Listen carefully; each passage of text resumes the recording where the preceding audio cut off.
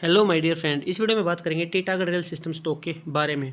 इस स्टॉक में ये जानने की कोशिश करेंगे क्या ये जो गिरावट है, जो 38% की गिरावट इस स्टॉक में हो चुकी है, क्या ये अभी आगे जारी रहेगी या यहाँ से प्राइस वापस रिट्रेस हो पाएगा। क्योंकि इस स्टॉक ने अपने इन्वेस्टर को मल्टी बैग रिटर्न निकाल के दिए, लेकिन उसके बाद से इस स्टॉक में गिरावट है जो कि जुलाई के बाद से जारी है। मैक्सिमम सभी स्टॉक में जुलाई के बाद से गिरावट जारी है।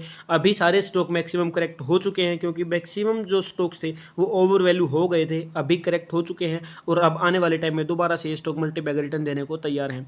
टेक्निकल एनालिसिस में इस चीज़ को समझेंगे कि क्या अगर गिरावट होगी तो किस पॉइंट तक रहेगी। टेक्निकल एनालिसिस में वीकली टाइम फ्रेम के अकॉर्डिंग आप इस प्राइस को देखोगे तो जो पहले प्राइस रेजिस्टेंस की तरह था वो अब यहाँ पर एज ए सपोर्ट यूज़ होने को तैयार है। यहाँ पर ये एज ए सपोर्ट रिएक्ट करने को तैयार है, क्योंकि इस पॉइंट को अगर आप बारीकी से देखोगे तो यहाँ पे पहले इस स्टॉक ने प्राइस ऊपर आया और इसको एज ए रेजिस्टेंस यूज़ किया, फिर से इसको ब्रेकआउट दिया और दोबारा से यहाँ पे रिट्रेस लिया और अच्छा टारगेट अपने इन्वेस्टर को निकाल कर दिया। उसके बाद से प्राइस नीचे आके करेक्ट होता हुआ आया, 38% के लगभग गिरावट रही।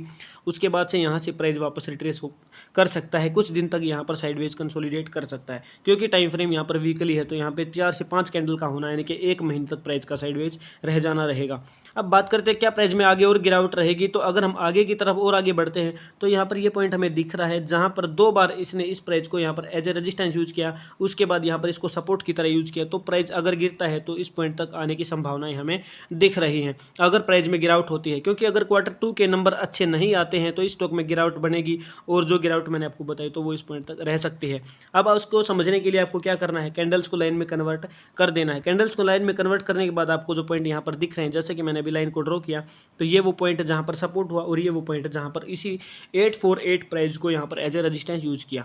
848 रेजिस्टेंस की तरह जो है, यहाँ पर सपोर्ट की तरह जो है। तो प्राइस में अगर गिरावट रहेगी तो मूविंग एवरेज 100 के ऊपर आएगा, कंसोलिडेट करेगा और 848 प्राइस रेंज तक आएगा। लेकिन अगर Q2 के नंबर अच्छे आ जाते हैं तो यहीं से वापस प्राइस रिट्रेस हो जाएगा, क्योंकि आने वाले 1 या 2 दिन तक प्राइस या 1 या 2 वीक तक साइडवेज रह सकता है। अब बात करते हैं दोबारा कैंडल में कन्वर्ट करने के बाद। कैंडल में कन्वर्ट करने के बाद अगर कैंडल्स को बारीकी से देख रहे हैं तो यहाँ पर ग्रीन कैंडल भले ही बनी थी, लेकिन सेलर थोड़े पावरफुल हमें दिखे थे।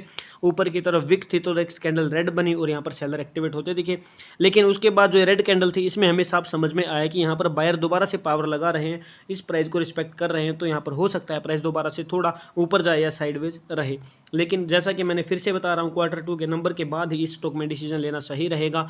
प्राइस में करेक्शन काफ़ी हो चुकी है, अगर आप लॉन्ग टर्म का सोच रहे हैं तो अभी भी बाई कर सकते हैं। लेकिन लॉन्ग टर्म जैसे 5 साल 10 साल के अलावा अगर आप शॉर्ट टर्म का सोच रहे हैं तो अभी 1-2 वीक के लिए आपको इस स्टॉक में वेट करना सही डिसीजन रहेगा। तो मुझे उम्मीद है वीडियो आपको पसंद आई है। शॉर्ट टर्म के लिए अगर आप इसको डेली टाइम फ्रेम यूज़ करते हैं और पिवट इंडिकेटर अगर आप यूज़ करते हो तो आपको चीज़ें और ज़्यादा समझ में आ जाएंगी। प्राइस बार बार मूविंग एवरेज 100 से नीचे ट्रेड कर रहा है और उसको एज ए रेजिस्टेंस यूज़ कर रहा है। तो अगर आप यहाँ पे शॉर्ट टर्म के टारगेट देखना चाहते हैं तो पिवट लाइन तक का पहला टारगेट रहेगा, जो कि 1298 का रहेगा। और अगर आप स्टॉप लॉस की बात करेंगे तो स्टॉप लॉस आपका 1033 का रहेगा। तो मुझे उम्मीद है चीज़ आपको समझ में आई है। वीडियो पसंद है, वीडियो को लाइक करें और चैनल को सब्सक्राइब करना ना भूलें। Thank you very much.